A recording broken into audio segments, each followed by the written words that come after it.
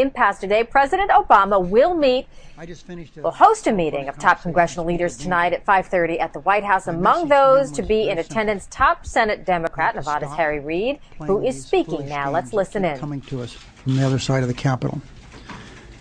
This is not about him or me, about scoring points for one side or the other, name calling like the villain of villains. It's about doing the right thing for the American people. They expect us to act like adults. We actually work for the American people. They sent us here to get things done, not to play these silly games. So here's what I propose.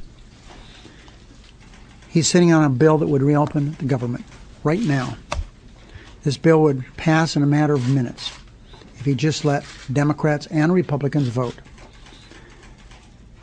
He doesn't even have to vote for it. Let him vote against it, but let the House work its will. Once we reopen government, I propose the House Senate appoint conferees to work out the nation's long-term fiscal challenges. Both sides have priorities that we want to move forward. So let's sit down and talk. That's how negotiations should work. Remember, this isn't out of the blue. They said they wanted a conference. So let me read just a part of the letter that I sent him an hour or so ago.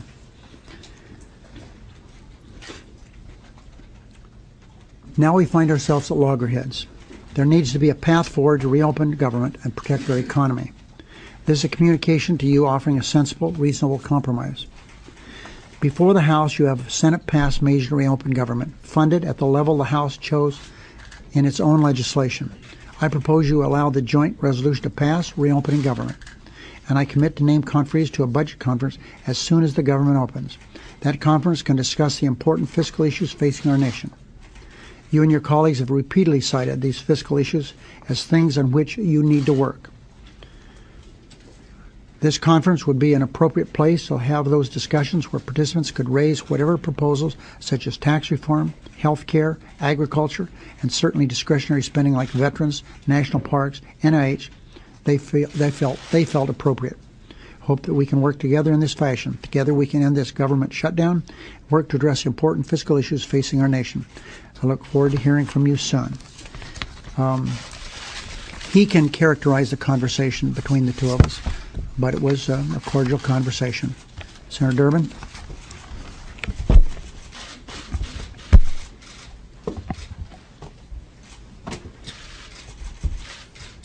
Thanks, Senator Reid. An hour ago, I was down at the World War II Memorial. An honor flight came in today from Illinois. It was a lot of fun meeting these World War II vets, all men who had served our nation and risked their lives to keep America free. For some of them, it's the last trip they'll ever make, and you can tell it. But they wanted to be here, and I'm glad they were. What did they want to talk about? They wanted to talk about the government shutdown. Over and over again, they said to me, when are you going to get this government up and running again? And I think about that. Men who risked their lives decades ago, who can't understand what's going on today in Washington. Well, it is hard to explain. It's hard to explain how we've shut down the government in a manufactured political crisis. The impact? Well, each day we come up with new examples. The examples I brought to the floor, and others have too, from the National Institutes of Health, are heartbreaking. 200 people turned down for clinical trials at the National Institutes of Health because of the government shutdown, including 30 children, most of them cancer victims. And so when I raised that issue, and others did, Senator Cruz decided to put the NIH on his bucket list of agencies that he was willing to save. Well, he shouldn't stop there. He ought to ultimately open up the government, because there are so many agencies critically important to our country that are closed down today for no earthly reason. This morning, Director Clapper spoke about the intelligence agencies, and here's what he said before the Judiciary Committee.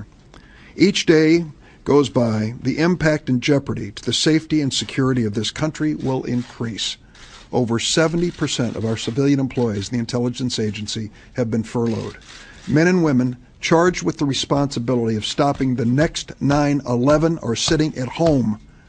Sitting at home. What we have today is a proposal by Senator Reid to Speaker Boehner. Open the government. When you open the government, we'll open negotiations. Senator Murray, as chairman of the Budget Committee, is prepared to address the big issues that are facing this nation and facing this Congress. That is a fair, sensible, reasonable compromise. I hope that as Speaker Boehner reflects on it, he will accept it. Let's end this government shutdown today. Let's move forward as a nation. Well, let me thank Senator Durbin for his good remarks, and on Senator Murray, her leadership on the Budget Committee, and particularly Senator Reid for his steadfastness in fighting a government shutdown, and his eagerness and always openness to sit down and have a serious dialogue with our Republican colleagues once that government opens. Now, the Republicans have this exactly backwards. They say, let's talk, and then maybe we'll open up the government. They ought to say, we'll open up the government, and then we can talk. They have it backwards. And Leader Reid's letter offers just what should be done. The letter says the Republicans have this upside down, but we're prepared to turn it right side up. If Republicans would simply switch all of the lights back on, allow hundreds of thousands of furloughed federal employees to go back to work, allow parents to place their kids in Head Start, allow cancer research to continue, these are the things that should be done. And as Senator Durbin mentioned, average person may say, this isn't affecting me. When 75% of our intelligence employees are not working, everyone's security is put at risk. Everyone's security. And so we are asking the Republicans to open the government, and all eyes are on Speaker Boehner. The whole country knows that he is the one person who has the ability to reopen the government. Speaker Boehner is the one person who can end the Tea Party shutdown. And we're starting to call it a Tea Party shutdown because that's exactly what this is. It's the Tea Party in the House that has brought this government to its knees, holding Americans, their livelihoods, their economy, and yes, their security at stake. And it's really not a surprise. If you go back and look, there were a number of the Republican congressmen who are leaders of the charge who promised when they ran the government. They didn't tie it to Obamacare. They just said, if I get elected, I promise we'll shut down the government. And then there are these Tea Party minions chanting in the background, if you look at these tapes, saying, shut it down, shut it down. Now, Speaker Boehner is an accomplice in the Tea Party shutdown, and everyone knows it. So he's trying desperately to wriggle out of the hot seat by passing one-off bills and making half-hearted efforts to reopen pieces of the government. Speaker Boehner's in this position because, sadly, he's become a puppet with Ted Cruz pulling the strings. When Senator Cruz told Speaker Boehner to take up a crusade to defund Obamacare, the Speaker did it. When Senator Cruz told the Speaker to delay Obamacare for a year, the Speaker did it.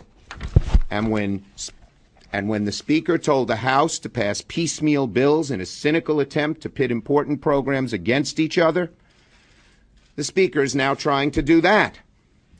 Senator Cruz has driven Speaker Boehner to pit kids who should be enrolled in Head Start against kids who should be enrolled in cancer trials. He's driven the Speaker to pit families who want to visit the Statue of Liberty against families who own a small business and need help from the SBA. He's pit Americans against one another. He doesn't mind, but Speaker Boehner should. So we're asking Speaker Boehner to rise to the occasion. Today, or recently, the National Review said that more than 100 House Republicans are ready to vote for a bill to reopen the entire government if he puts it on the floor. 100. Speaker Boehner probably has a majority on his side.